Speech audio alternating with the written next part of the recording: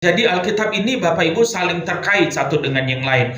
Oleh sebab itu, dalam membahas Alkitab, dalam mempelajari Alkitab, jangan hanya mencopot-copot atau mencomot ayat per ayat saja. Ya, jadi kita tidak hanya melihat satu ayat saja. Untuk memahami satu ayat, kita harus membaca ayat-ayat sebelumnya dan ayat-ayat sesudahnya. Demikian juga pasal-pasal sebelum dan sesudahnya.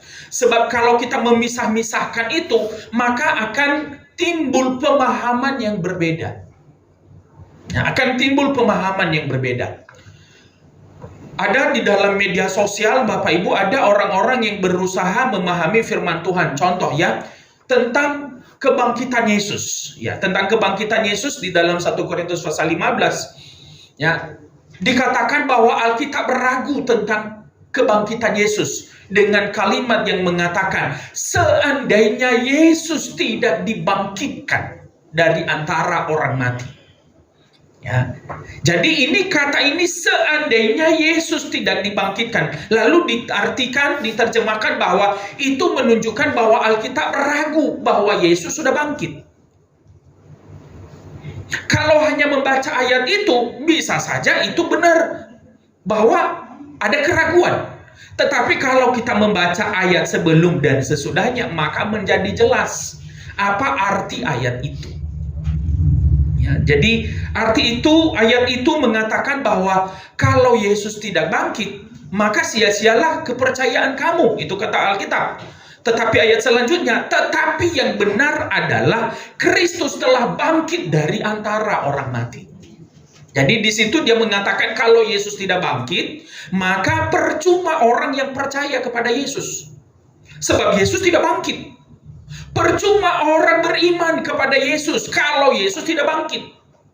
Percuma juga hari ini kita berkumpul memuji Tuhan hari ini. Percuma hari ini kita mendengar firman Tuhan kalau Yesus tidak bangkit.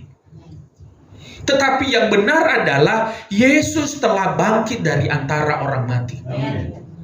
Dan dia menjadi yang sulung dari semua manusia. Ya, dia menjadi yang utama, dia yang bangkit dan dia telah naik ke sorga. Itulah yang menjadi pengharapan bagi orang-orang percaya. Itulah yang menjadi kekuatan iman. Itulah yang menjadi kepastian iman bagi kita. Itu sebabnya hari ini kita berkumpul di tempat ini. Karena apa? Karena Yesus sudah bangkit. Kalau Yesus tidak bangkit, kita nggak perlu ada di tempat ini. Kalau Yesus tidak bangkit, saya juga tidak perlu jadi hamba Tuhan.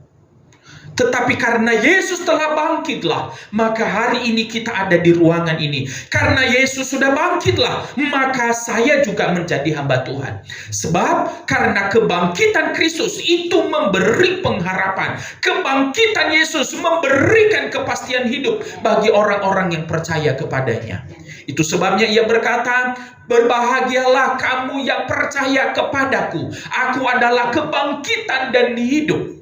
Dan setiap orang yang percaya kepada Kristus pasti akan dibangkitkan. Amen. Jadi saudara yang sudah percaya kepada Kristus hari ini, saudara yang sudah melayani Kristus hari ini, saudara adalah termasuk orang-orang yang berbahagia dan orang-orang yang mendapatkan kepastian hidup.